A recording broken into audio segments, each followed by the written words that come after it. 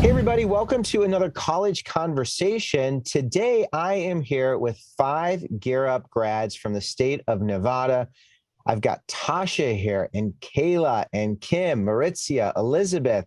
Welcome, everybody. It's so good to have you. Kayla, on a scale of 1 to 10, 10 being the best ever, how are you today? 1 being the worst.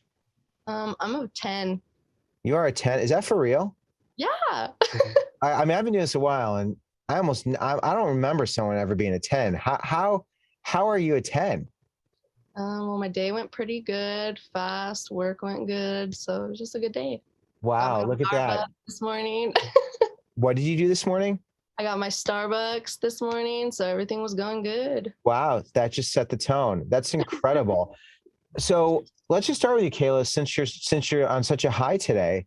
Okay. Coming in at a 10. I'm blown away by that. So Kayla, what is your dream? I want to become a trauma nurse. Ooh, and where do you want to do your trauma nursing? Well, I think I'm gonna start off in Reno just for like maybe 2 years, but then I want to eventually move to like a bigger city, maybe like Washington, to a bigger hospital and get like the live action. Just Really? And love is it. there a particular type of trauma that you'd like to see, like a Grey's Anatomy kind of situation that you see yourself in? I love Grey's Anatomy, so that would Yeah. be the experience that I want to see. Right. And is there a particular injury that you'd like to treat? A dream injury? All of them. Every single one is the dream injury. Yeah, I'm That's a very nosy person, so I want to know everything. yeah. And is there anything that's going to stop you from achieving your dream? No. Look at that. I believe it, right? Don't you all believe it? Like Kayla, you seem like you're ready. So it'll be fun to hear the challenges you faced along the way. Tasha, I want to know how are you 1 to 10? Tasha, 10 being the Probably, best. probably like an eight, Look at eight, you. Wow, 7, you're 8. such a happy Kind of group. tired. Didn't get much sleep. Why were you up so late? Homework. It's always Ah, homework. right. Are you a good student? For the most part, I try to be. Sometimes it's struggle, but I try to be. Have you failed anything? Oh yeah. Great. We want to hear about that. Yeah, I failed a couple classes, especially like through the pandemic. That was a struggle for me. Like moving from like being in-person classes to online, it was hard. I struggled a lot. Yeah, it's a brutal change. It's a whole Yeah. entirely different skill. And you attend Great Basin College, so we're going to learn about you. Tasha, what is your dream job? Working for like the Raiders or NFL, like athletic training, like that's like the goal. So you want to be a trainer for a professional sports team. Yeah. That's awesome. Do you know Yeah. anyone who's doing that? No, even in that field or anything like that. So Have you reached out to anyone who does anything like that? no, not yet. I'm kind of waiting till I get into the program. Right now, I'm not in the program, so I'm kind of waiting till I get into the program and kind of then like reach out. Yeah, because you can shadow. I don't know if you're Yeah. and for anyone who's watching, shadowing is when you reach out to these people who are doing the things that you find interesting, and they let you just watch them for the day. I don't know if you've done any shadowing, Kayla, with any nurses. Have you done that yet? Mm-mm.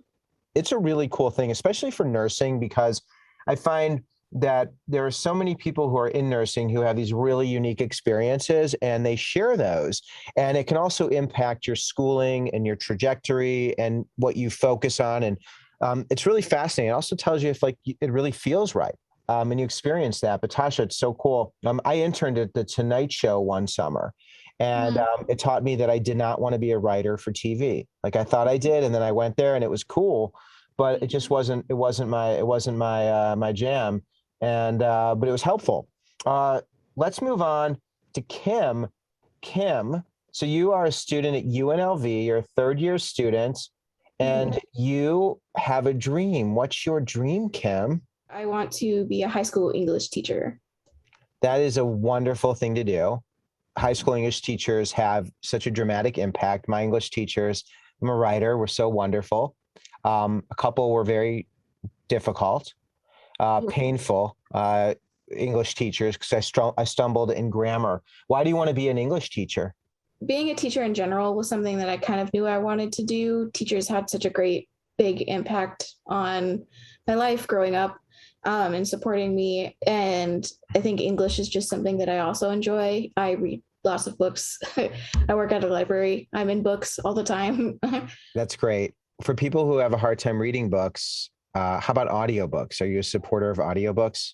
Yeah, for sure. They have audiobooks. They have like free versions online if you could find any. Yeah. People don't uh, realize that. That's a great college tip also. If you're overwhelmed with the reading and you just can't get through everything, you get an audiobook and then you actually follow along and you can annotate and someone can read to you. I don't know if you've ever done that, but that's like, there weren't as many audiobooks that were accessible when I was going through all this. So that's exciting. Maritzia, this is cool. It's great to have you here. You're from Vegas, right? Yep, born and raised. Born and raised. Do you like Vegas? I love it. It's my home. What do you love about Vegas? Dry heat. I don't like tropical weather, so I do better in dry heat. I'm used to it. I just like the city life, and I live in the suburbs, so just going to the city every once in a great while, it's like a kind of refreshing. When it's like 120, are you like, I love the dry heat? I'm inside most of the time. I'm inside, but it's always a good day to go swimming, especially in Vegas. Yeah, I bet you dry off fast. Yeah. Right, you're like out of the pool and you don't even need a towel. It's dry. Right, I love that. So Maritzia, tell me, what's your dream? My dream would be to get paid to sleep all day. That'd be like the ultimate goal right there. Like sleep studies? Do sleep studies? No, I don't, but that actually sounds very interesting. Yeah, what's your professional dream? My professional dream would probably be to hotel administration, to open up my own like prestigious resort. That'd be pretty cool to open one up here in Las Vegas and then kind of go over to Macau or Singapore and open up a second. Wow, so you're talking about like opening a mega resort? Yeah. And you want to be the one to do that? Yeah. I love it. To run a whole casino. How cool will that be? Like, we got to stay in touch, and I don't know how many years it's going to take. What do you think? How many years does it take to go from where you are to open up a mega resort or resort? Man, I don't know, because if you are already in the casino hospitality business, you kind of already have a step into the casinos. But with studying and then moving up in positions in your job in the hospitality industry, I feel like that might be like a 10-year goal. So in 10 years, you'll be ready to open it up. And are you going to be like an owner, or are you going to be the manager? I want to be the owner. The owner, I love it. Do you know anyone who does that? No, I do not. But my mom, she didn't open up. She was part of the opening team for a couple of the casinos out here on the Strip, like South Point, not on the Strip, but downtown, South Point and El Cortez. Right. So those people who were the lead on the projects, you could actually meet them if you wanted to, right? I have some connections, yeah. That's sweet. I mean, like, I'm all about that. I think that when you have a dream, I don't think any dream's ridiculous, by the way. Like, I think it's so cool. I love that you put that out there into the world, and I love all your dreams. Yours is pretty outrageous in terms of just the scope, which is great, because that's like kind of how I work as well. And the journey is so beautiful. So like, if it takes longer than 10 years, or if the path changes where instead of opening a resort, you're in some other business and doing something, it's like amazing things will happen, because you're going to be surrounded by people who also dream. And when you are someone who dreams and you're surrounded by other people who dream and believe, you want to work with them. You want to support them. You want to help them. So like, just putting it into the universe is a beautiful thing, regardless of what happens. So thanks. Elizabeth, thanks for being so patient. Are you patient?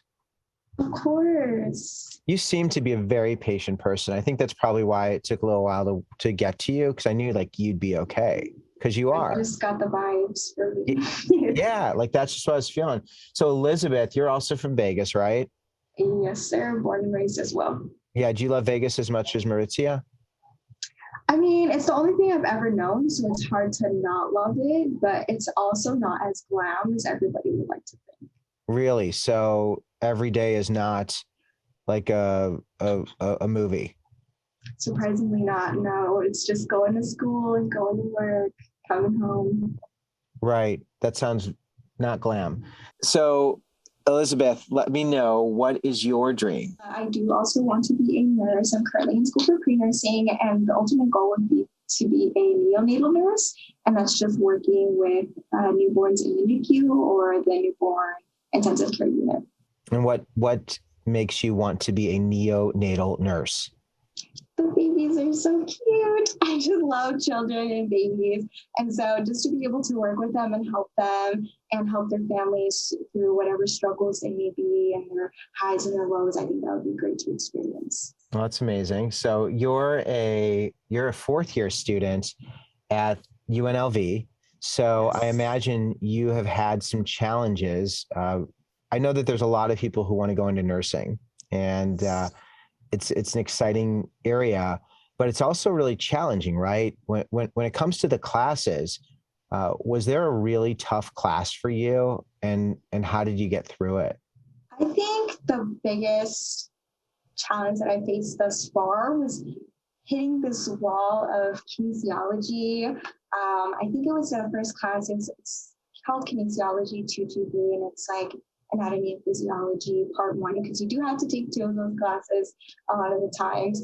And coming from high school and honestly all of my academic career prior to college, it was like, you're a gifted kid, you're doing great, you have straight A's all the time. And then when I come to this class, it's so much more overwhelming than what I had been prepared for previously.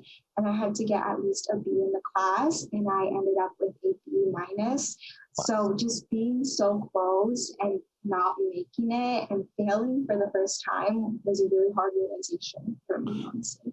So getting a B minus wasn't enough? It isn't. You're supposed to get an A, but a B is bare minimum because you can only retake the classes twice. And so without that B minimum, that B minus stays on your record. So you are someone who is used to getting A's? Definitely, yeah. A straight A student in high school?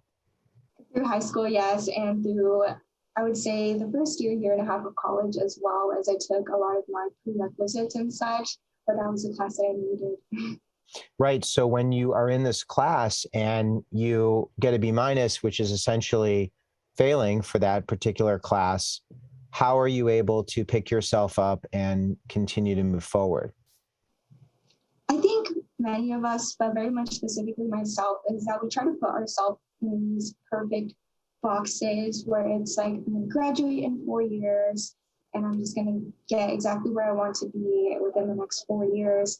And for me to fall off of that track was very difficult, but it's just realizing that you're on your own path. Everyone's going through their own things, and this is just what happened to me. And I just have to keep going, retake the class, because that's exactly what I can do and what I have to do to continue to get to my goal. And I did end up working with the same professor, and I was honestly very shy to go to her office hours, but she's so kind and so great. And even if she wasn't as great, it was just something necessary that I had to do. And I ended up getting an A, thankfully, the second time around, but it did just have to take the try again. Oh my gosh, I didn't realize you already took it again. Oh, yes. Yeah, so I've already taken that class again. I've retaken that class, and I've taken that A&P Part 2 as well. I did also have to retake my chemistry. I did end up getting a grade that was good enough to pass, but not good enough to apply for the nursing program because it is so competitive. You want to get straight A's in every single class. So I just had to retake it. So luckily that first attempt was not on my record. So I got a better grade to count as my first attempt. But yeah, I did have to retake a couple of classes already. So it's great to know that if any of you have this dream and you struggle with getting the grades you need, you can take these classes again, right? Right, Elizabeth? Yeah, you can take them again. It depends on the university. I think at UNLV you can take them up to 3 times, but also depends on the program. I did mention that they do only allow that you take it twice. Yeah, that's great. Well, you're amazing. And, I ask these questions and I don't often sugarcoat it with, you're incredible, you're amazing, you're a first generation student. To go through these challenges and to be able to push through it is amazing. You're remarkable, and it's unbelievably difficult to do what you did. and to persist. And a lot of people really struggle with that. So thanks for sharing that. Kayla, you're also a nursing major, and I imagine those classes were hard for you. Did you have any, challenges in any classes? I would definitely say math is my biggest problem.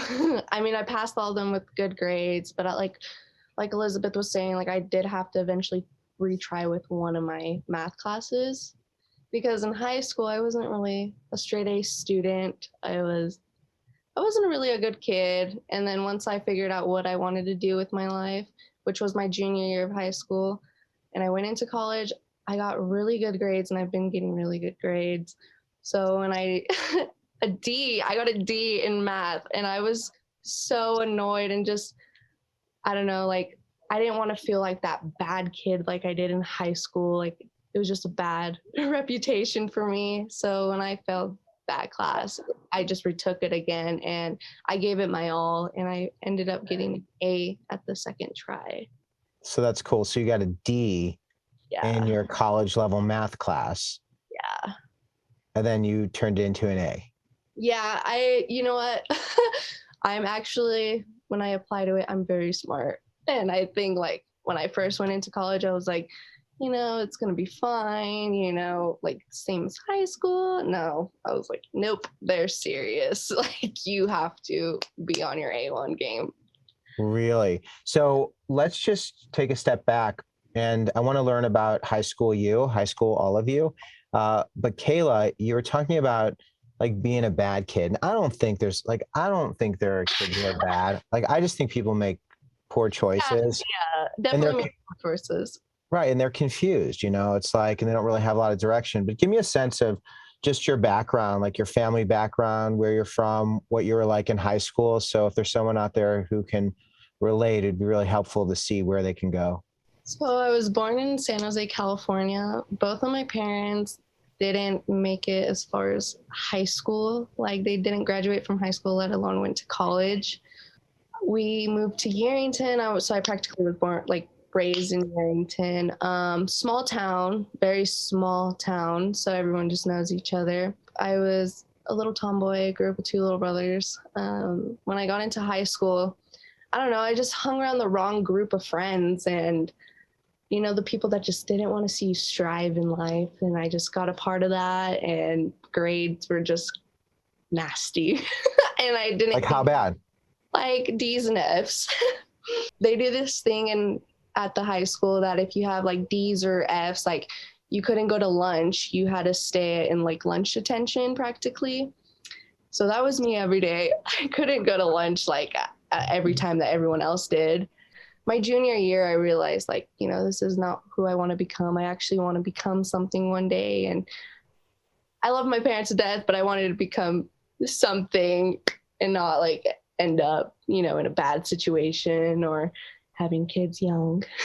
How does that happen? Like, how do you go from being someone who barely cares, who's like getting D's and F's, doing things that aren't really helping yourself, to all of a sudden being like, I actually want to do something different. Like I want to change. And, how hard is it to do that? Like I said, Yerington is very small. So I was like, do I want to stay in this small town and work at a crappy job, or do you want to make money, become something, help people? And I think a big part of it is my little brother. He has an immune deficiency. He was born with it his whole entire life. He can't produce white blood cells like we can. So when he gets sick, like he is down for like a good 3 weeks because his body doesn't have those antibodies to protect him. So he has to get shots every 3 weeks to live. So those are creating antibodies to protect his body for 21 days only.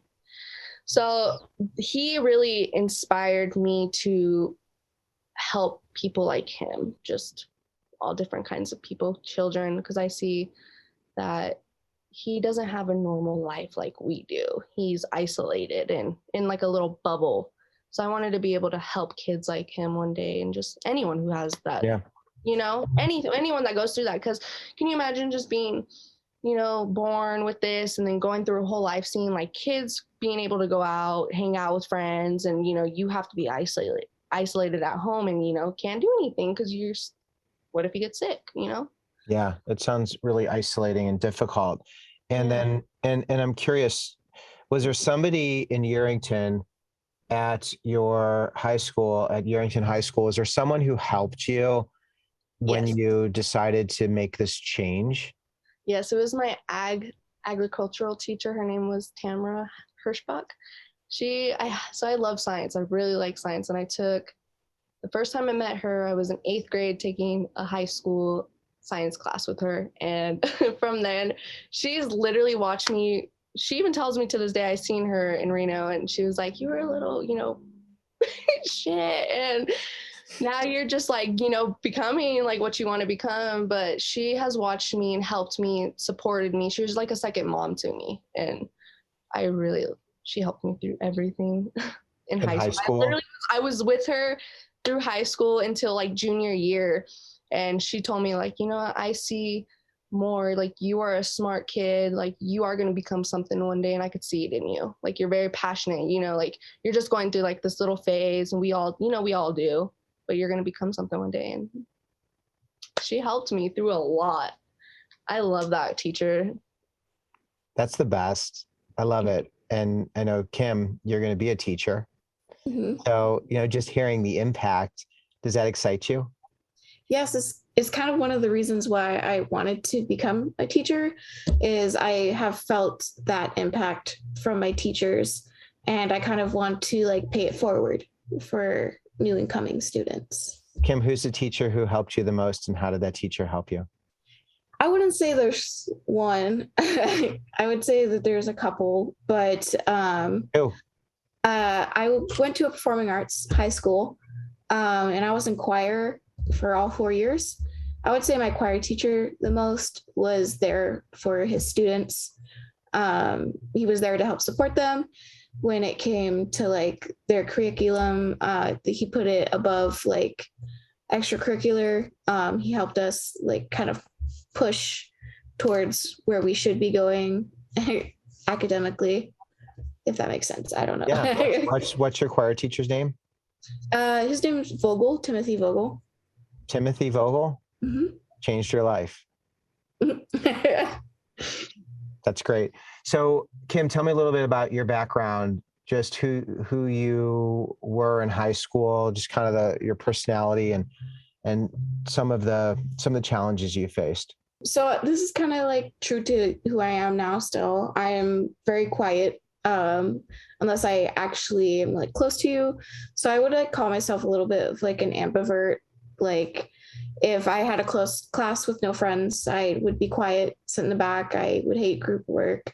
But if I have a class with like close friends, I would be annoying. I would be loud. For high school, I would say I was a B student. I didn't really push myself to get A's. And I didn't like let myself get C's, but I was like a B student. I'm very much a procrastinator. Also, still something that's true to now. I will procrastinate to the very last second to do the work. I have pulled all-nighters in attempts to avoiding work. So what do you say to a kid who is in a high school, they're being bullied, they're not finding their connection and it just doesn't feel good? How could they get through high school? I would say find something that is meaningful and kind of focus in on that. If you're having a hard time making personal connections with people, try putting it in a subject that you care a lot about and put your work or in your ambitions into that subject. Say you have a hard time making friends, but you really love like computers and technology, go for it. Do computers and technology. There's also clubs. They have clubs that exist outside of schools that you can go to. There's like, for example, still continuing on computers, you can do coding clubs outside of schools. You can go to other schools, college campuses, maybe sometimes they do clubs that can that you can join. That also gives opportunity to help students make those connections with other people. When people call you names and try to get under your skin, because I was a really overweight teenager, and I still get upset about it. It's stuck with me all these years. I mean, I still have body image issues, and I've gotten really good at rejection. It's kind of why I focused my life on rejection, because I was rejected so much. And there's this. I think now, people who are doing their own thing are sometimes more interesting and a threat in many ways. So people like to attack them. But when somebody is saying horrible things to you and trying to tear you down, how do you process that? Like, what's your advice for that kid who's on the receiving end, who's just thinking it's unbearable? So there's this one specific thing I do. I have a notebook, like a personal notebook, and I write down one thing that somebody has told me or I think about myself that is negative. And I have to write 3 to 5 things that counter that I like about myself, that I think I excel at better. It helps me build confidence in other parts of myself, rather than focusing on physical aspects. Even now, like, I'm still bigger, but I'm more confident in myself completely than I was in high school. In high school, I would wear big hoodies, baggy clothes to try to hide that I was big. And now I just like to wear what I feel like is me. And writing my stuff in my little notebook that I have, it helps me get more of me onto paper so that I could translate it from my head and my feelings onto like a physical thing. Oh, I love that. Finding friends who are getting help and then having them share the things that help them and adopting that. That's cool. I love that. Thanks for sharing that. I know that that's a really painful part of your life. And I think it's also what is going to be where you draw strength and connect with students, because you know what it's like to be that kid who's at school who wants to feel safe and connected. And I think is that probably one of the reasons also why you want to be a teacher? Yeah. Yeah, definitely. I have those teachers, and like I said, I just want to pay it forward. Yeah. Do the same. That's beautiful. Maritzia, I'm very curious about you, your background, your high school. Who was high school Maritzia? High school Maritzia, I guess we're like the same person still. I was a terrible kid in middle school. That was where I got to meet my Gear Up advisor, who eventually then changed my life. But yeah, middle school, I was D's and F's, almost flunked twice because of science. I hated science. I still hate science, but I just pushed through it and get it over with. But high school, I was kind of a jock. I did sports. I was in choir. And like Kimberly said, my choir teacher was also another like huge factor in who I am today, basically. I did track and field and cross country, so I love to run. I was the skinny little girl that would run everywhere and just would race everybody. It didn't matter who, I would just race everybody. And then my Gear Up advisor, I met her in 6th grade. And that's where she started to kind of guide me into figuring out what I wanted to do in life. And she basically followed me from 6th grade up until my senior year of high school, which her leaving, because she did get a better opportunity of employment somewhere else. Miss Rollins, I'll forever remember her. She's my favorite person ever. She was my second mom. She followed me, basically. She stayed my Gear Up advisor, went to the same schools as I did, stayed with me and a bunch of other students as well. And she guided me to UNLV, to where I'm at now, to hospitality. She took me to a bunch of different colleges to try and figure out where I was at, because throughout high school, I was absolutely clueless about college. Didn't think college was for me. I strived to be a straight A kid, and for most of high school I was, except for a couple B's and C's here and there. But she was determined to figure out what I wanted to do in life. And, thankfully I had her in my life, because I probably wouldn't be in college if it wasn't for her. I'd probably be stuck at a 9-to-5 Burger King job, which, I mean, it's completely fine. I was working at Burger King for a while, You just got to move up from there. And thankfully, because she kind of got me into school, now I'm working in the food and beverage industry on the Strip in Las Vegas, which is working out really well for me and my plan for my future goal. Was there a time where you were really having second thoughts or really questioning your abilities? And what did it's Miss Rollins, right? Mrs. Rollins, yes. What did Mrs. Rollins, your Gear Up advisor, say or do specifically that really helped you to believe in yourself? She knew my household situation. I came from divorced parents. So I was living with my mom, and for a while we were, living paycheck to paycheck, her paychecks. And, thankfully we're out of that place now, and we're actually a lot more financially successful. But she knew my struggles at home because she knew my mom personally as well. And so every week she would have me go into her office, and she would just shut the door, and she would just tell me, she would ask me about my day. How was everything at work? How was not work, but how was everything at school? How was everything at home? And she would just always give me little advices here and there that would push me for that next week to continue working to strive for the A's, or to keep looking into college. And she made it her mission to take me to different colleges for, college tours and this and that. The hard work that she was putting in, I was able to notice that, thankfully. And I thank her. I thanked her every day. I try to show a little bit of appreciation every day, because, for someone to care about you genuinely that much, and I've known her for years now, almost 10 years now that I've known her. And we still keep in touch today. She asks me how's school doing, this and that. And she always shows that she cared. And she always showed that she cared about other students as well, which that's a huge quality that I like about people, is that they care about other people's success. That's their job, but they went the extra step. Instead of, high school counselors, they would just review your grade and they're like, okay, you're failing this class. You need to bring that grade up by this time. She would go in and she's like, okay, look, I found bunch of different tutoring websites that'll help you, and there's a tutoring class after school. You should definitely go do it. There is a college tour coming up. I signed you up for it. She was always just taking initiative and just taking that extra step to make sure all her Gear Up students were getting to where they wanted to be, or finding out what they wanted to do in life. Did your Gear Up advisor, Mrs. Rollins, did she help you when it came to the financial challenges, being able to pay for college? Was she a resource? Oh yeah, she was a huge resource.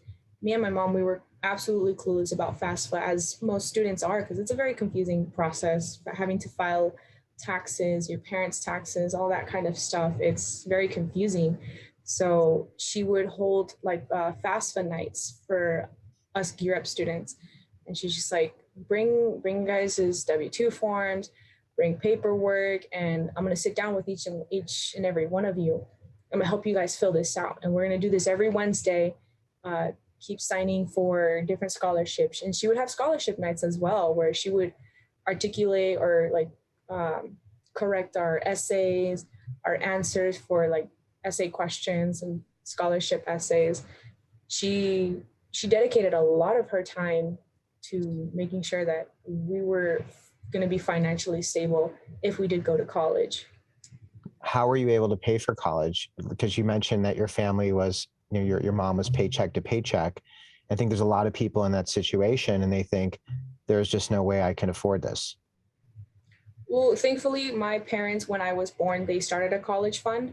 So since I was born, they were always putting a little bit money here and there. And even with my mom working paycheck to paycheck, she was putting in a little something. And thankfully, my dad was also as well. He was still in the picture. But she, like I said, she helped me with the financial aid. She helped me sign up for FAFSA. She pushed me to do at least 3 scholarship essays a week. And she would get on my butt about that every week. She's like, did you do your essays? Did you do your essays? No, you need to do them. I'm going to pull you out of class and you're going to sit there and I'm going to watch you do it. And she was always pulling me out of class, obviously in my elective classes, because she knew that I wasn't missing in my core classes. So she would pull me out of electives. And she's just like, you're going to do the assignment. You're going to do the essay, do it, turn it in. We're going to hear back in a week or two about that scholarship that you applied for. So she was just always on my butt about it. And that's thankfully she was that persistent, because my mom, she's busy at work. She didn't really have much time, and I had no discipline to stop and do the assignments. I always found something else to do, like I'll go outside, go hang out with friends, or go to practice, work, sports like that. Did you end up getting scholarships? Yeah, I actually got the UNLV grant and Millennium as well. I did get the FAFSA, and I got a couple more. I can't remember the names. How much money was that? Well, for the first 2 years, I was fully covered. I didn't have to tap into my college fund, which was, a blessing.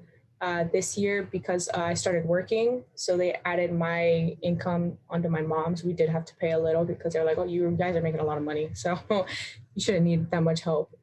But thankfully, I still qualified for Millennium, and I still qualified for the UNLV grant. I think I got an honor grant from UNLV as well for keeping good grades. That's amazing. It's hopeful for so many people to know that there's those options. Tasha, thanks for being so patient. There's so many wonderful stories here, and I'm just so grateful to be able to spend all this time with all of you. Tasha, so take us back to your high school days at Pahrump Valley High School. It's Pahrump, right? Yeah, when I was young, like ninth grade, I want to say, did really good. And then 10th grade, I started talking to really bad people, and like people that didn't care about what I did. And actually my mom kicked me out, because I originally was in Vegas, and my mom actually kicked me out, and I came to live with my sister in Pahrump. So that was a totally different mindset too, because Pahrump is way different than Vegas. So it was definitely a culture shock. And then when I got to Pahrump, my sister just pushed me and pushed me. I didn't really have I didn't have somebody at school that pushed me. I had somebody at home. So my sister really pushed me, and that's where I got like most of my motivation from.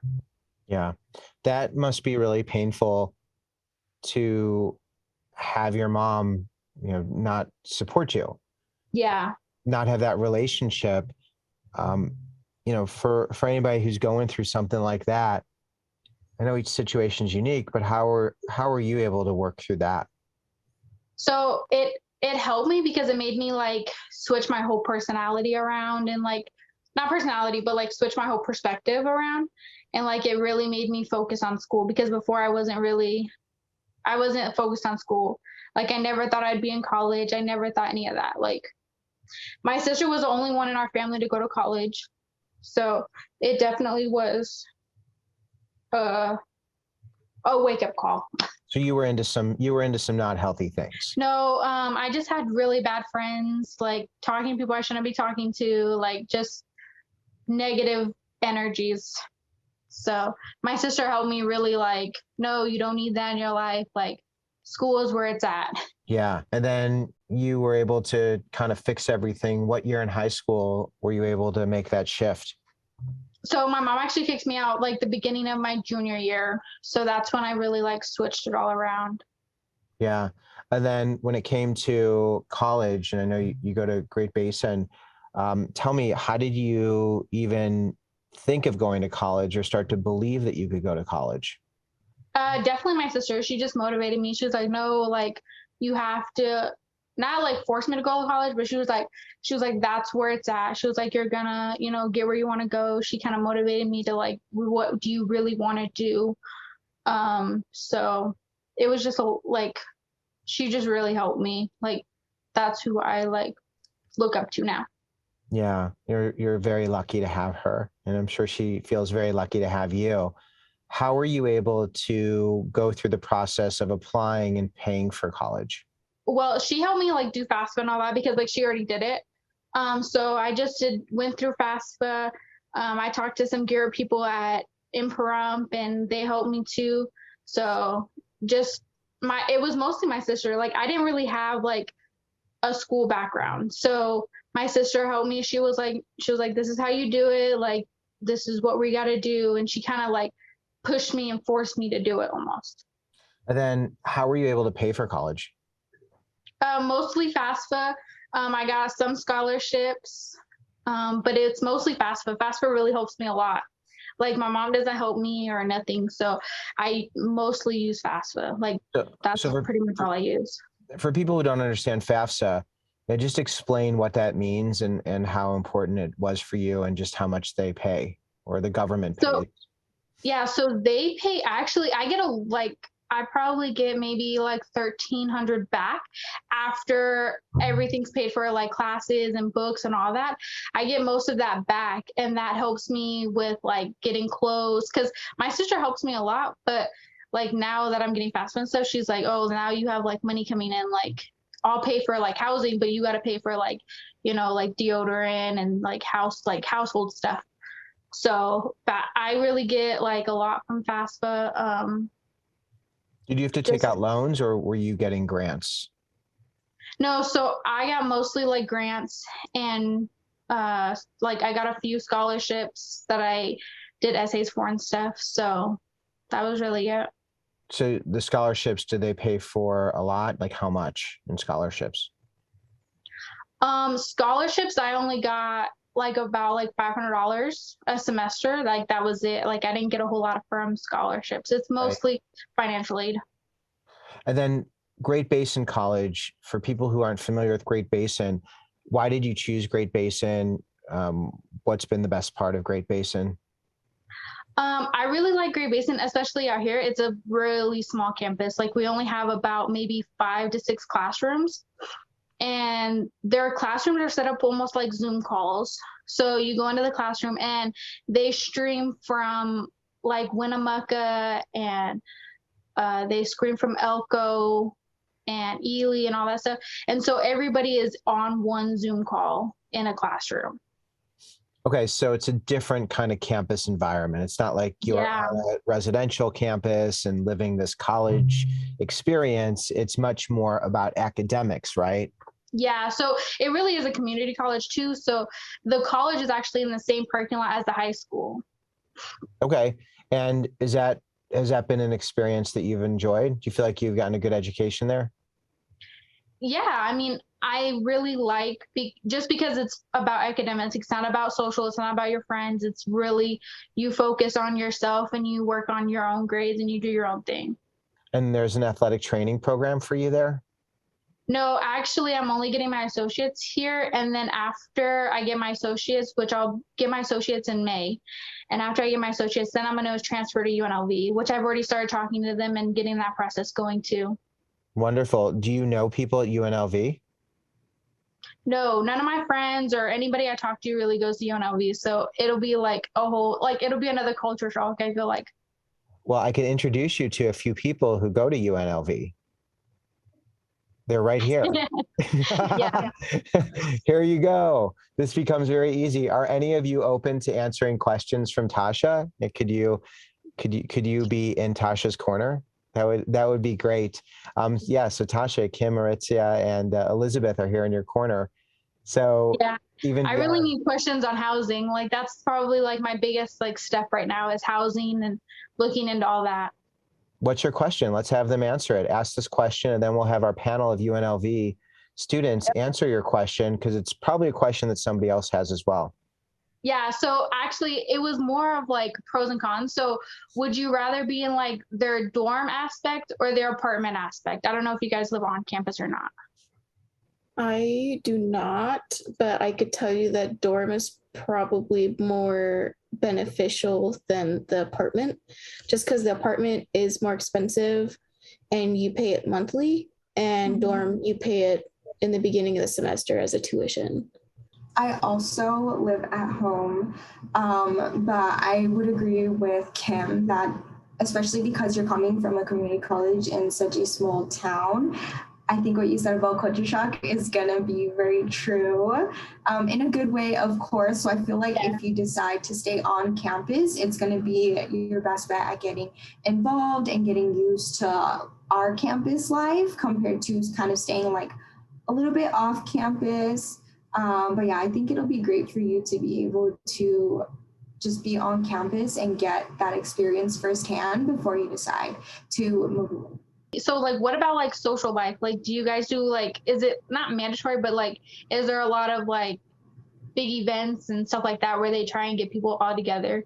Girl, you are gonna find out so much.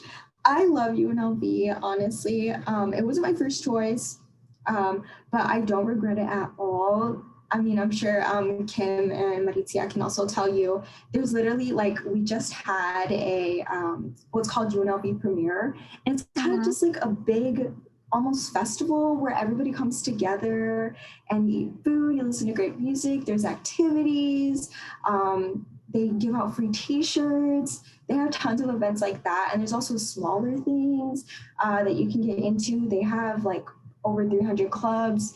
There's tons of Greek life.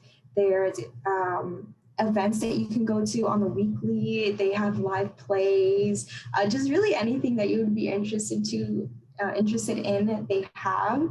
So I think you're really gonna love it. Oh my gosh, there's gonna be so much for you. Yeah, I'm definitely excited. Like that was always been the goal is UNLV because like I want to go back to Vegas. Like even like that's where the rest of my family is. Like I've always wanted to go back to Vegas. So UNLV was definitely like top choice. That's awesome. Yeah. Elizabeth, you're actually a tour guide, right? Oh, I used to be, yes. After my freshman year, so that summer in between freshman and sophomore year, I was an orientation leader. And then I came back after my sophomore year to be what's called an orientation assistant. So it's kind of like a mentor for the orientation leaders where I work more behind the background and do panels and such during the orientation. So I did that for a couple of summers, yes. What was your title? A Gear Up mentor? Yeah, mentor, I mean, yeah. Yeah, so as a Gear Up mentor, you were on campus to answer questions to help high school students to understand all aspects of college. And are there any questions that a student could ask that, you know, were embarrassing or uncomfortable, or are you open to all questions? I'm definitely open to all questions. I work with only a few handful of students, so maybe 20 per semester, and I stuck with them through their entire first year of college. Their first year as a freshman at UNLV. And I just wanted to be that person that I personally didn't have the opportunity to get to know. I was only a year above them, grade level, you could say, above them. So what they were going through is exactly what I had just experienced.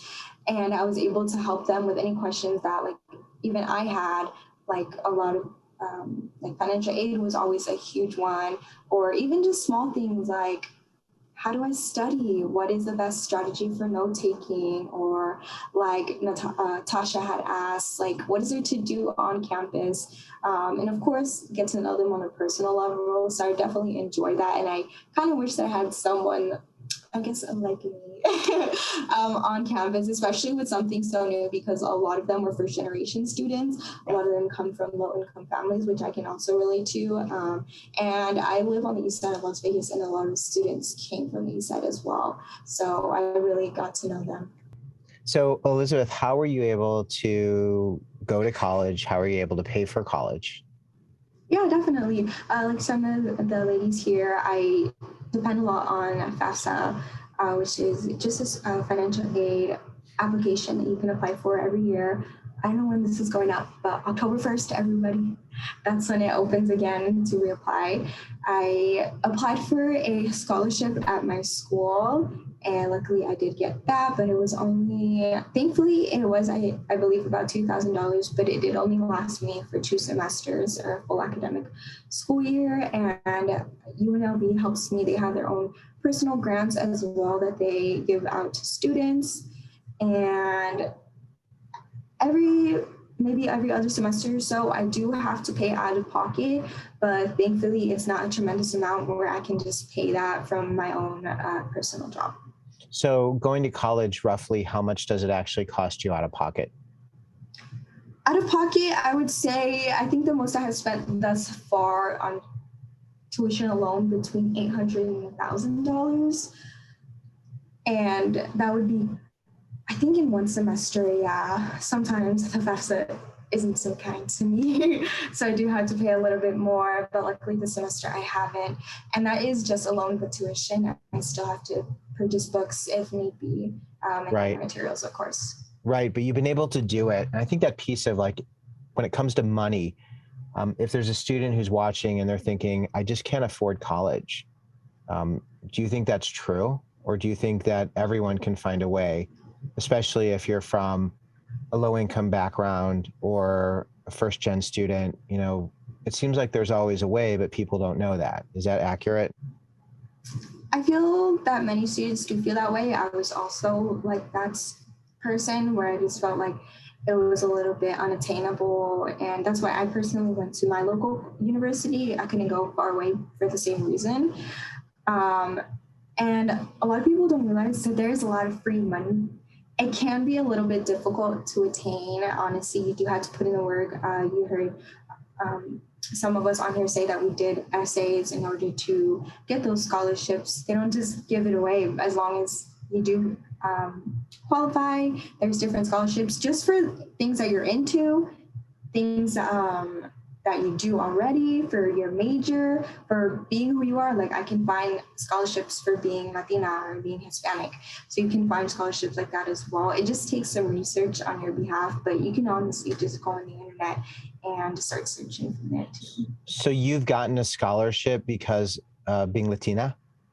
Yeah, so there's tons of different characteristics or qualities or qualifications that a scholarship may require, and they're catered to specific people because they want to help these certain types of people. So if you qualify, like go to high school in Nevada and you are Hispanic or identify as a Hispanic person, you can apply for this scholarship. But there's tons of other scholarships Yeah, too. tell me specifically, because if there's someone who identifies, and I know there's lots of different types of scholarships for lots of different people, but you actually got the scholarship, like you have money that's been deposited into your account.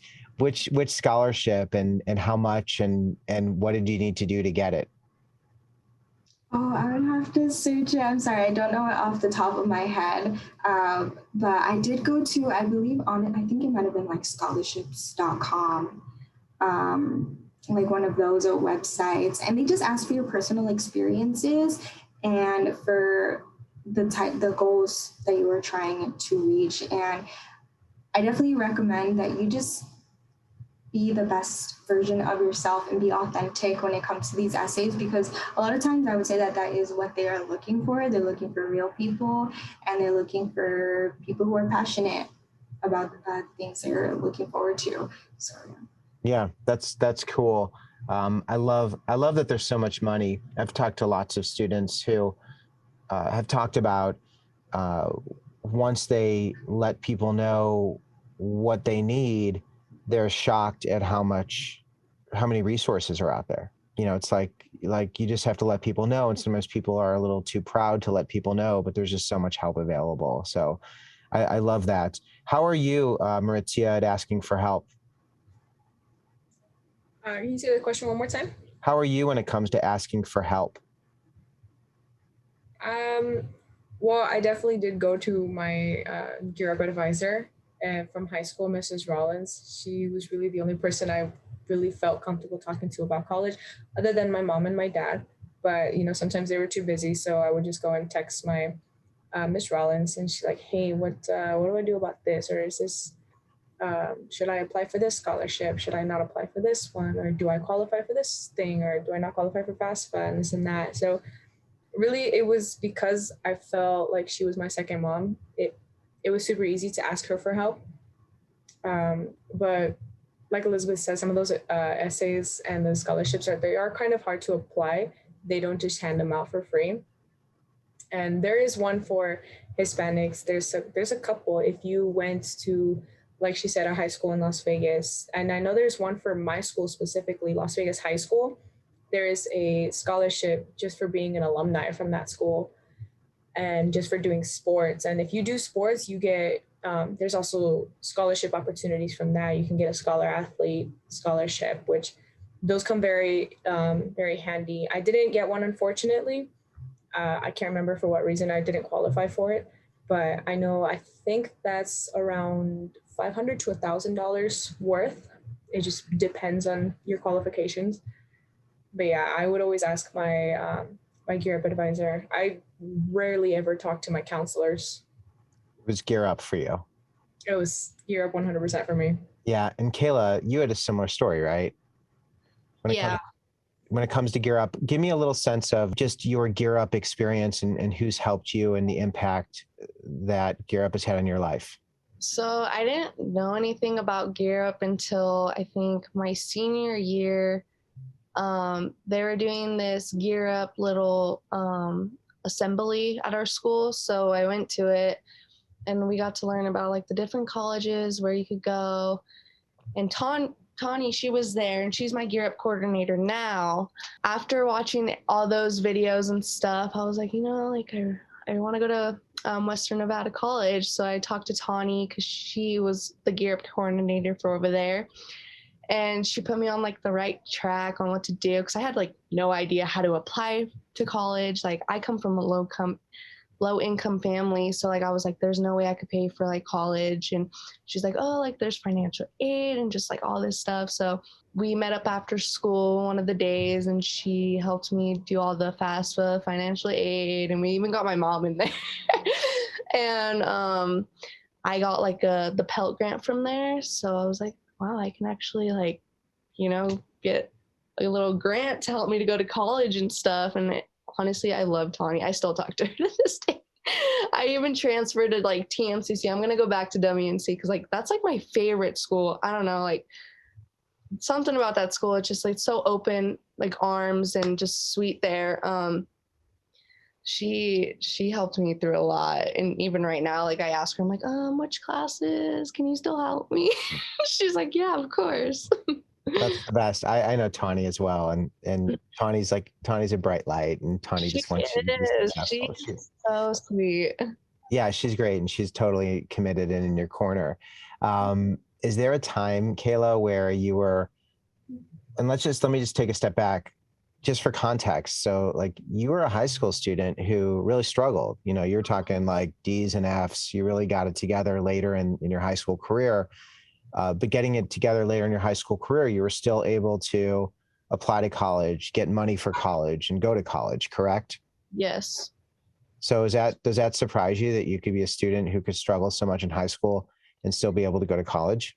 Yeah, like I've struggled my whole life. Like I've been working since I was 15 years old. Like I had a single parent, so I had to pay for my own things all the time. But when I talked to Tawny and I was like, like there's no way I could pay for college. My family can't pay for college. And she was just like, girl, like I can help you. Like that's not how it is. And, once I found out, like, like you just have to take a deep breath and, you are capable of those things. Like you can become something when you came from nothing, Yeah.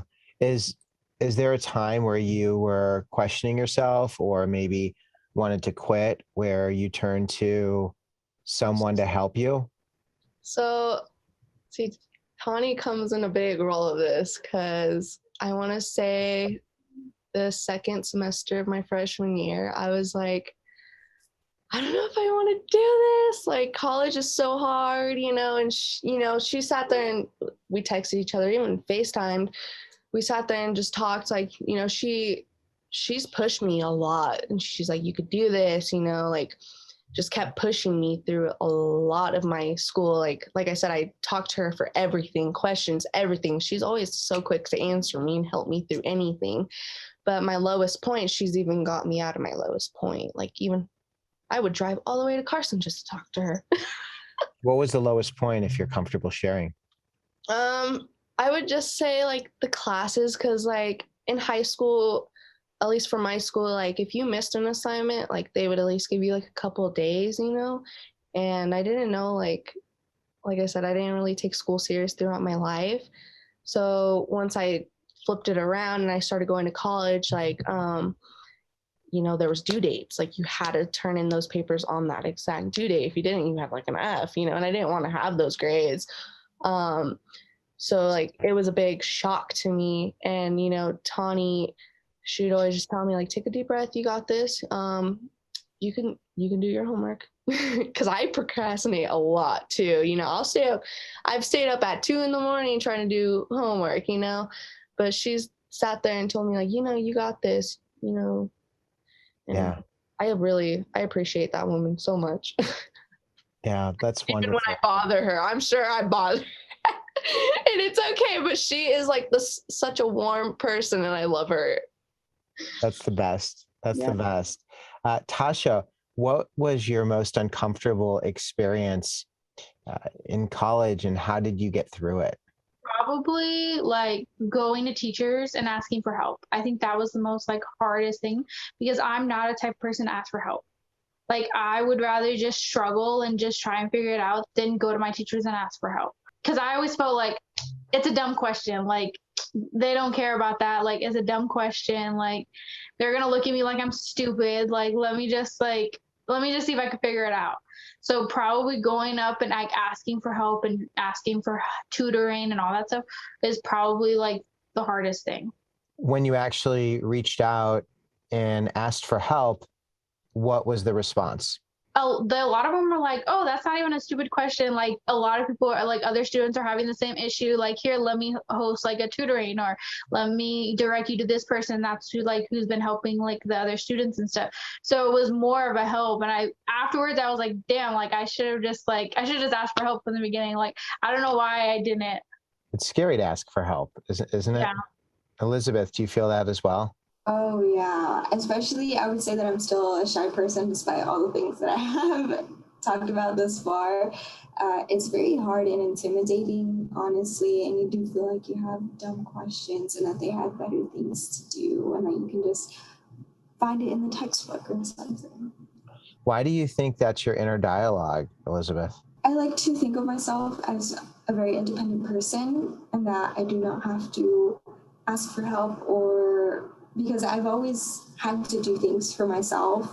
My parents are from Latinx countries. They're immigrants, and I'm first generation American as well. And they just don't understand, I guess, American culture, you could say, because of how they grew up and where they come from. So it's just been me like helping them, and I'm sure a lot of students also feel this way coming from similar backgrounds. Is like when you're 9 years old, you have to translate important documents for them and things like that. And so I always just had to be that person and independent. And I'm the firstborn too. And so I just had to be that leader for my siblings as well. And so it's hard to reach out for help because I always had to do that and figure it out myself. Yeah, I hear that a lot. I talk to lots of first gen students, especially students who were in that role that you were in. Like you have it all, being the oldest, having parents who speak a different language, and asking for help is seen as a sign of weakness. Yes. I think, but asking for help is a sign of strength. Definitely, because it's the hardest thing you can do is ask for help. It takes a lot of courage to do so. Yeah, and what I've seen again and again is when you ask for help, you will be shocked at how people respond, especially the people who are working in Gear Up or in any program that's focused on supporting students, especially first-gen students. Maurizia, you're a first-gen student, right? Yes. Yeah. How does being a first gen, I'm trying to get my tenses right, Kim. I'm an author of all these books. I screw it up. Maurizia, being a first gen student, how does that impacted you? Well, definitely because my parents, neither one of them went to college. They kind of just did like alternate school. They finished high school, and then I'm an only child, so it was really kind of stressful on me because my mom had such high hopes for me, and like she still does, and I'm trying to, make her proud, and thankfully, I'm getting to where I want to be, and I have a goal, and hopefully one day I'll be able to pay off all her bills so she doesn't have to, and take care of her like how she's always taking care of me. But it was very stressful, especially in high school when they were starting to talk about college. They were just like, "Oh, you're a first gen. How does it feel being a first generation? And is it stressful, this and that? Are you, do you even plan on going to college, or are you just going to straight out of high school start working towards something?" So I definitely felt the stress, especially because my mom, she was really striving for me to be a first gen student to graduate and, to have these amazing grades, in which, high school I was straight A's and B's. And then college, it was just a completely different environment. Like the grades were so much harder to obtain.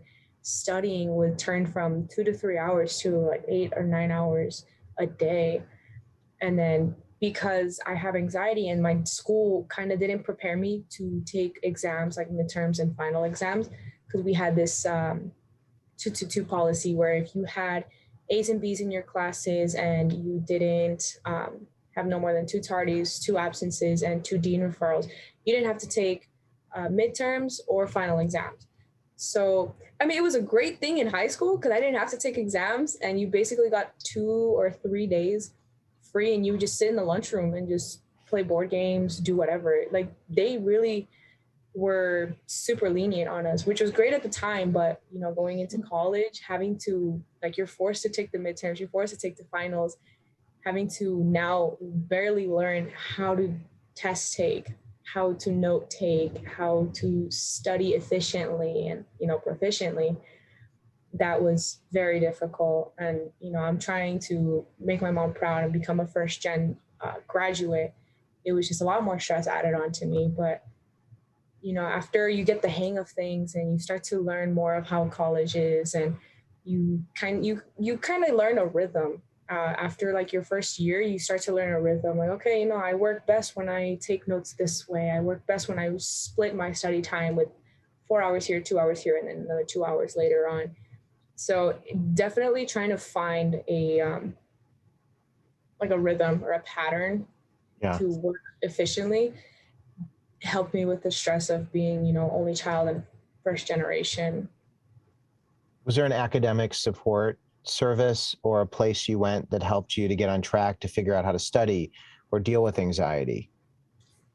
Well, because of my anxiety, I was offered a lot of resources like tutoring on campus. It's the helping with note taking. There wasn't a class, but there was a club that would help you with note taking. I think there was one in high school. Never took it. I was had a lot of anxiety. So I didn't like meeting new people. I didn't like to go to new groups that I didn't know anybody else. I had to be in a group with somebody else that I knew so I wouldn't be alone. I never took advantage of that. So it was definitely a lot harder than it should have been.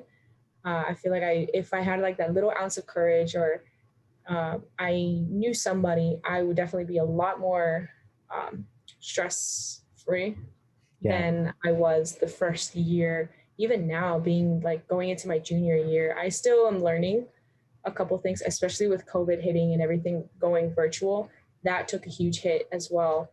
I know it took a huge hit for everybody. My friends who were taking it, a lot of them dropped out because they just couldn't discipline themselves to study at home, do homework at home, do classwork at home without getting distracted or missing class or not even turning their camera on. Some of them would just turn their camera on and then leave their entire house just to say they were in class. I was like, oh, I really need to not do that because look where they're at. I mean, they're very happy. They found jobs that pay well and, they're happy, but that's just not something that's for me. And so, I really had to learn how to discipline myself and cut out all the distractions, learn how to note take, learn how to test take, especially test taking at home where you have distractions and you have the resources to cheat, but you're not allowed to. And especially with like Respondus web browser, where they watch you take the test. There's instructors at UNLV who will watch you take the test and they'll see what's on your screen.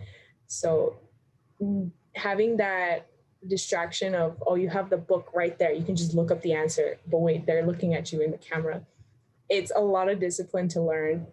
I'm thankfully, I'm getting the hang of it, disciplining myself to actually study at home, which is very difficult. And I wish I could go back to campus, but you need to have COVID vaccine, and I still haven't gotten mine yet. So I'm kind of lagging it a bit.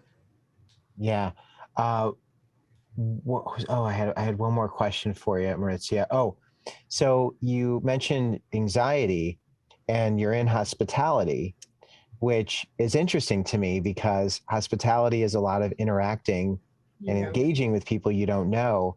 How do you work through those two competing issues?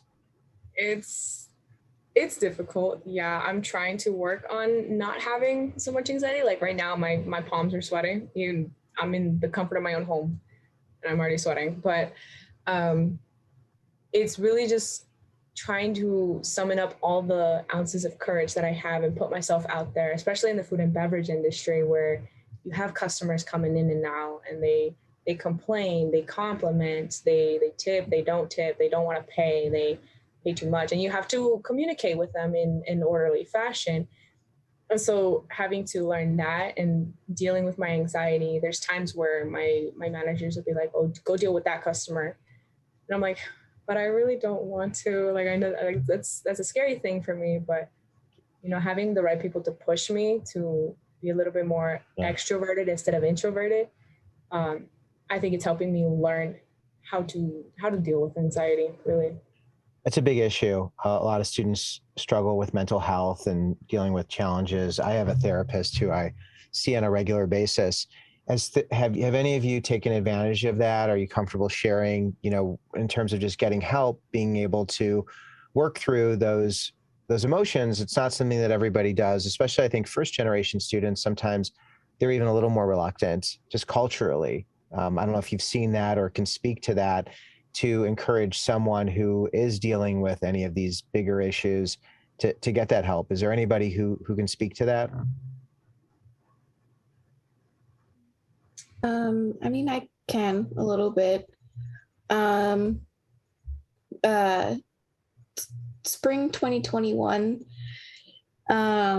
was the first time I ever sought out like mental health like professionals to see a psychiatrist and a therapist.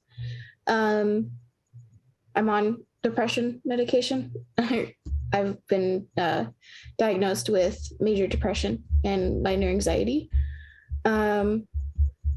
It really has been a little bit life-changing from learning more about myself that I didn't know before, learning strategies from my therapist slash psychiatrist on how to cope with things like anxiety and depression, and how those coping strategies can push me to being successful, both as like a normal person, as somebody who works, and also as somebody who goes to school. Yeah, it's a very, first of all, it's a very brave thing to share. So I appreciate you sharing that. There's more and more people who are dealing with those issues. And what's nice about college is there are resources, there are mental health professionals. And I think it's just a wonderful thing. It took me way too long to seek out someone, and I'm Help Me Harlan. That's what like my username is. And I wrote a column for years called Help Me Harlan. So, anybody who does that, I just have a tremendous amount of respect for. And, I'm just a big fan. I always like to ask that because I know so many of you carry the weight of the world, because not only as a first generation student are you dealing with all of these changes and new issues, you are carrying the weight of all those who sacrificed for you. And when you don't achieve, it's almost like letting all those people down. But it really isn't, because you're not a superhero. And the fact that you're here and what you've done is extraordinary, and how you continue to move through it is unbelievable. I don't know if you just recognize how much strength you all have, but I just have incredible respect for you. And I feel humbled and grateful to have the chance to share this time with you, because I just think you're amazing. And it's very hard to do what you do and to continue to do what you do. But there's so much help available and so many people who want to support you and help you along the way. So anyway, I just like to share that because it means a lot to share this time. I want to start wrapping things up. You know what, Kim, I don't think I talked to you about, was there a Gear Up advisor, someone who helped you? I'd love to know who that was and how that person impacted you. For me, it was in 7th grade. Her name was Miss Bonilla. I love her so much. I still have her contact. I still talk to her. Without her, I don't know if I actually would have gone to college. All of my knowledge on applying for college, applying for scholarships, FAFSA, financial aid, all of that came from her and Gear Up. She was my same advisor up until I graduated high school. I got cords from Gear Up with graduation. It was a big teary moment. We all cried, hugged each other. And then going to UNLV, it moved on to Morgan that I saw there with Gear Up mentors there as well, like peer mentors. They really helped me on campus. That's great. What's Morgan's last name? Fuller? I just like to Fulmer. Fulmer. Yes. Fulmer. Yeah. Fulmer. So you can say say the full name so I can, include Morgan's full name so Morgan can get some props for all the amazing work. So I'm asking again. So Kim, who is it that helped you at Gear Up at UNLV? Morgan Fulmer. That's amazing. And you're saying Morgan did, what are a few of the things that Morgan did for you as part of Gear Up? Help me make on-campus connections with other students, help me learn about all of the resources that we have on campus, like stuff I was not aware of, like free Microsoft, how to get like free things using like your student stuff, helped me get on-campus job is like the number one. Like working at the library is a dream. one of my dreams, and now I'm kind of living it because Morgan helped me with that. How did Morgan help you with that? She helped me kind of figure out that there was a separate portal for on-campus jobs that I was like 100% just like not aware of. I'm a first generation student also, so like I knew nothing. But she was like, oh, if you go on this, and if you say you're a student, and if you have work study, which is like financial aid, basically, then you could qualify for like on-campus jobs. And then she also let me use her name as a reference for the job. And then I think she talked to the supervisor there before I had my interview. That's awesome. Have any of you taken advantage of student services like academic support, anything of that nature? Yes. They have free tutoring? Yeah, at the library, actually, since I work there, at the library on the second floor, there's free tutoring if you just go up to it.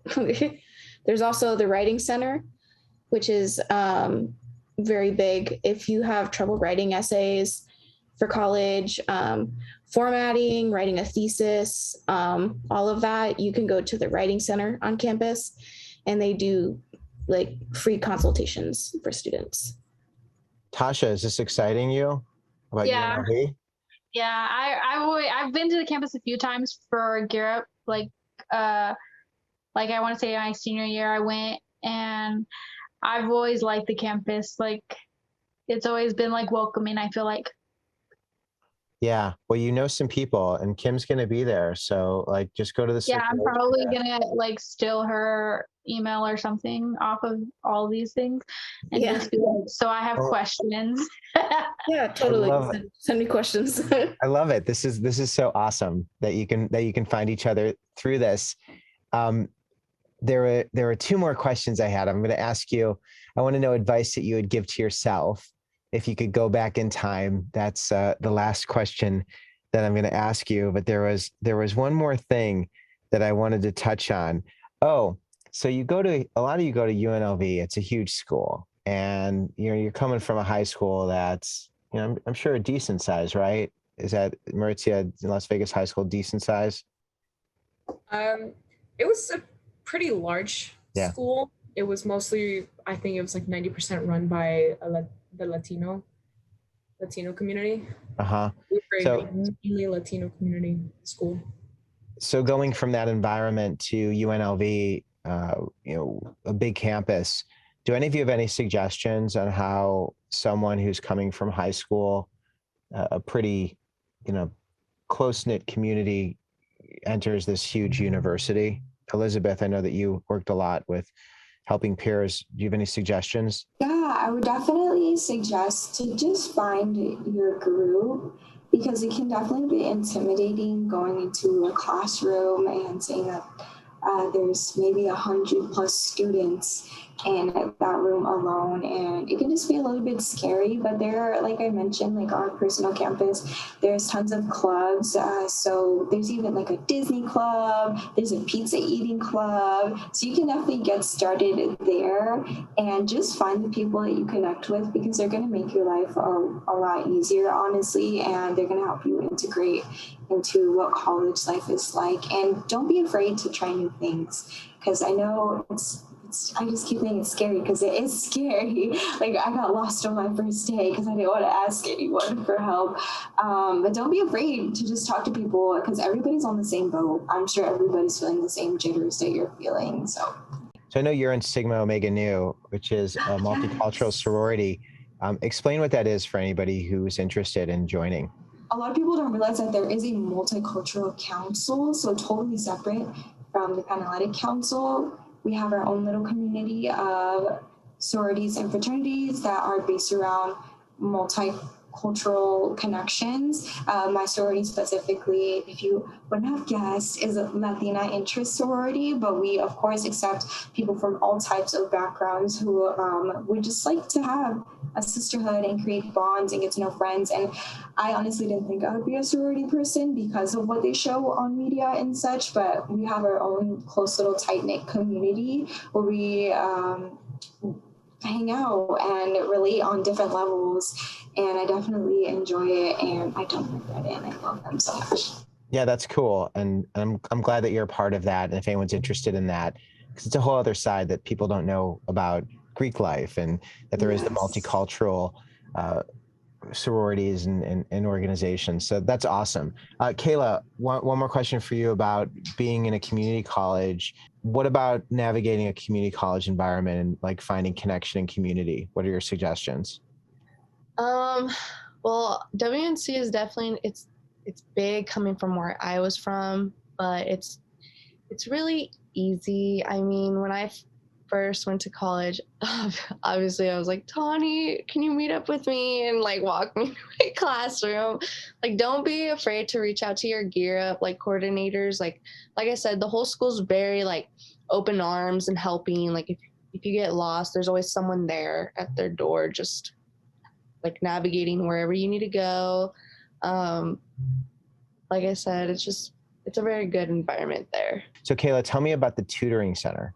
The tutoring center, I love it. It's like the tutoring center and the library, conjoined. You just walk in there and they ask you like, oh, do you want to come to the library or the tutoring center? So if you ever need help, you go in there, and like I said, open arms, they just literally help you. There's always so many people on deck just to help you.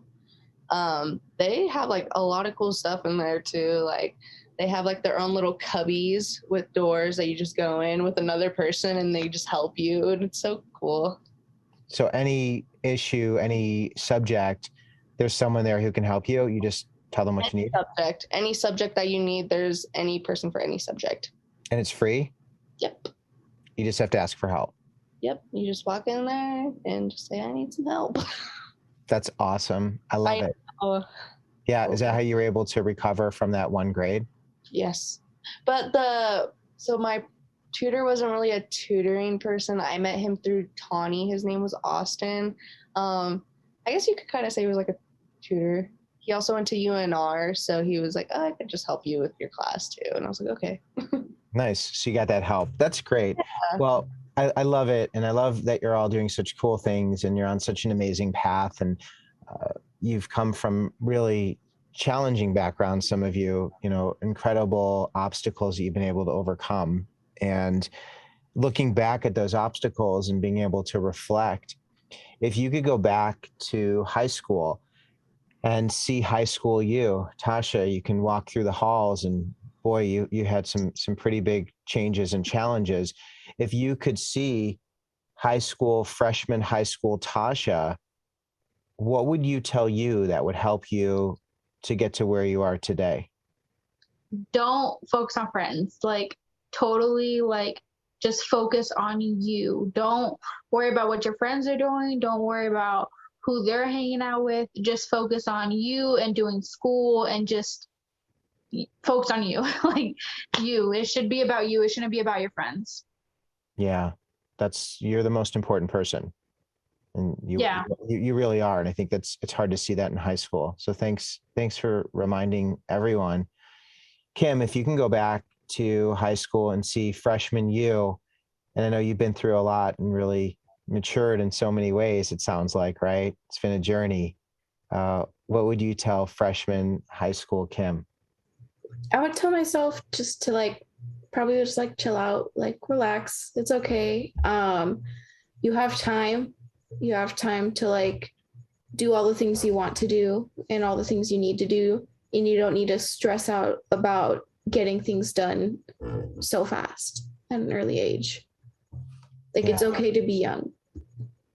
Yeah, that's perfect. Maritzia, if you can go back to Las Vegas High School and see freshman you walking through the hallways and you'd be like, "Psst, hey, Maritzia, I got to tell you something." What would you tell high school freshman you? That's something that I've dwelled on a lot, especially after straight out of high school. It's just enjoy high school. Like focus on your schoolwork and make sure that's like your number one priority, but also enjoy the aspects of high school, because high school is a completely different environment. It was the best 4 years of my life. I absolutely loved high school. And I wish I had enjoyed it a little more instead of focusing on like other things. Like I know work, I was putting school and then work, and then I would go and hang out with friends. I wish I had gone and done more school activities instead of work, because it was, like I said, it was the best 4 years of my life. I absolutely enjoyed I tried to enjoy every single second of it. There's a lot of times that I missed, like going to homecoming, like just even going to the dance with your friends. You don't even need to have a date.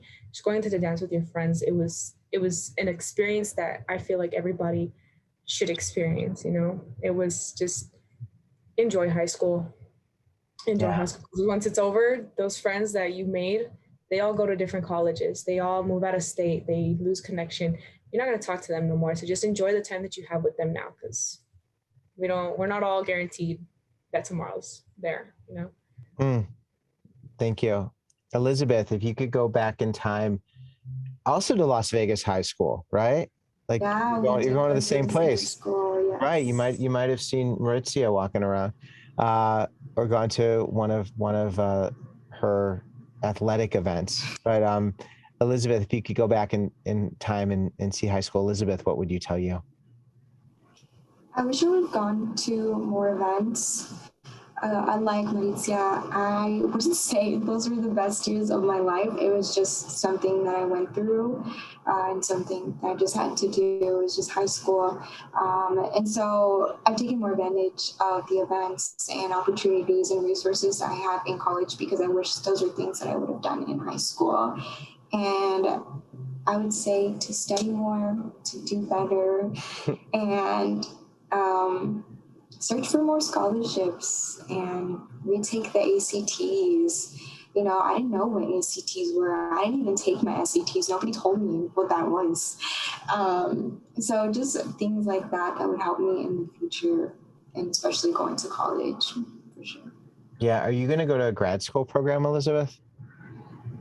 I haven't thought that far. I'm just trying to do the nursing right now. Yeah, I haven't thought about it, honestly. You know, I get the sense that you're, just from listening to you, you've discovered that there's no limit to where you can go.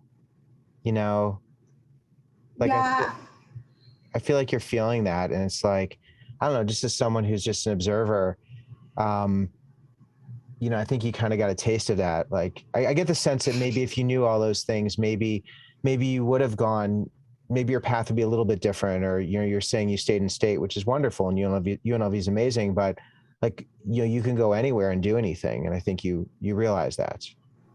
Yeah, definitely. I think it also was kind of out of my control, because my parents were a little bit stricter. Again, with like the immigrant parents, they can be a little bit strict. But so that definitely helped me back as well. But being able to go to college and have more liberty and get to know so many different kinds of people, UNLV is a very, very diverse campus, and being able to do opportunities that I would have never thought I would being back in high school.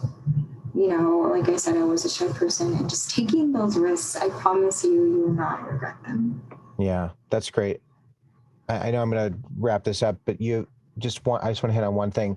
If you have strict first generation immigrant parents who want to restrict some of the things that you do, how do you work with them so that you can have these experiences, Elizabeth?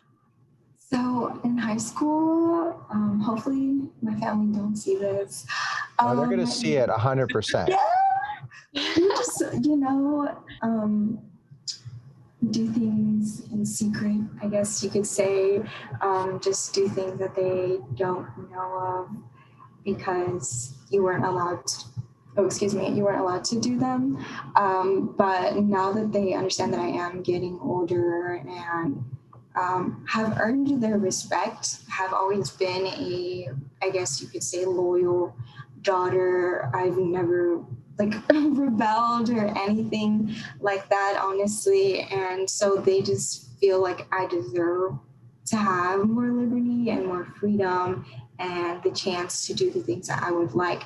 But I also don't blame them for how they were and how they are, because they just want to protect me and they want to help guide me and keep me away from things that might not be as healthy for me and just keep me safe. And yeah, well, that's helpful. I appreciate it. Maritza, did you have anything to add to that?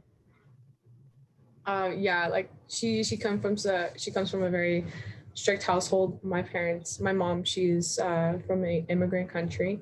She's also very strict, so having to kind of do things on the low. And I mean, I wouldn't say I was very rebellious, but I did do some questionable things, not like super bad, but I always made sure that my grades were good. I didn't get into any like serious trouble.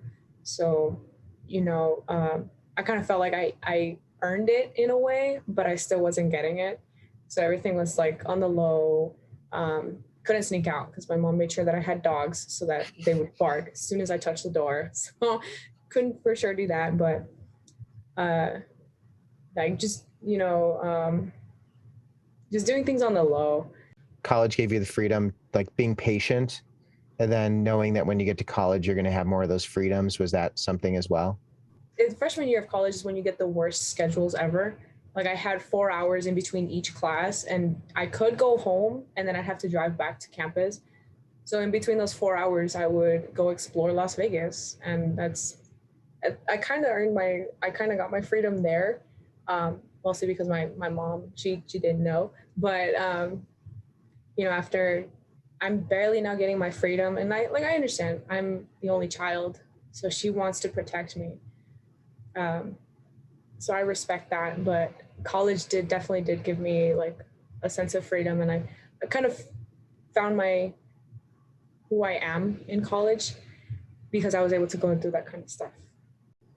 Wonderful. Kayla, if you could go back in time and see high school Kayla, who was really different than Kayla today, I don't even know if you'd listen to yourself. Like if you high school Kayla saw Kayla walking in, you'd be like, get out of here. Some of my friends tell me like, dude, what?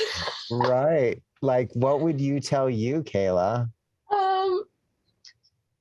Honestly, like, you don't have to try to look cool, like, and you don't have to try to fit in with like those type of groups. Like, just be who you are. Like, let that goofy side of you out. Like, you don't have to be so serious and angry at everyone, and that you will go somewhere one day, and I just wish I had someone who would like cheer me on the whole way. But thankfully I found my person, so that's okay. And that person is Tamara Hirschbach, my ag teacher. Tamara. Did you mention Tamara earlier? Yeah, that's who you mentioned earlier. Cool. Mm-hmm.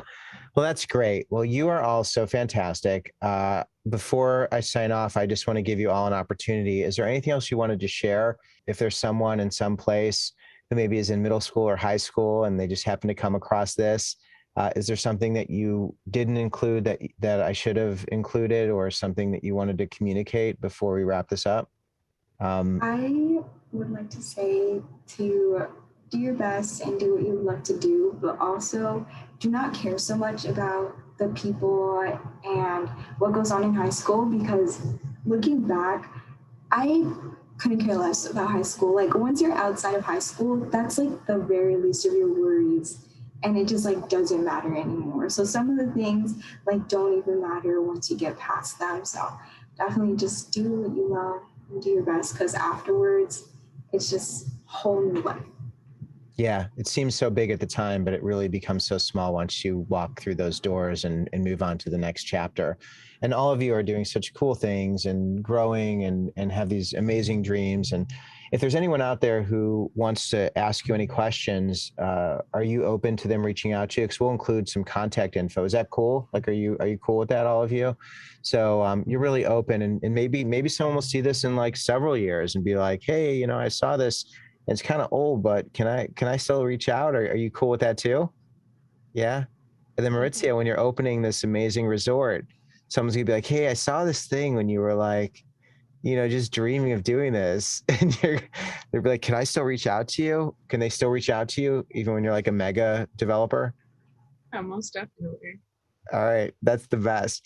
All right. Well, you're all so fantastic. For those of you who are joining us late, these are all Gear Up graduates, high school graduates who are in college, who were part of the Gear Up program, who have volunteered their time to share their stories. And I want to thank Tasha and Kim and Maurizia and Elizabeth and Kayla. Thank you all for being here. I'm so grateful that you can share your time. I'm Harlan Cohen, and I'm so grateful to be in your corner. I'm so grateful to have had the chance to visit with all of you. Thank you, everybody. This has been a college conversation, and I look forward to continuing this conversation with more students in the future. Thanks, everybody.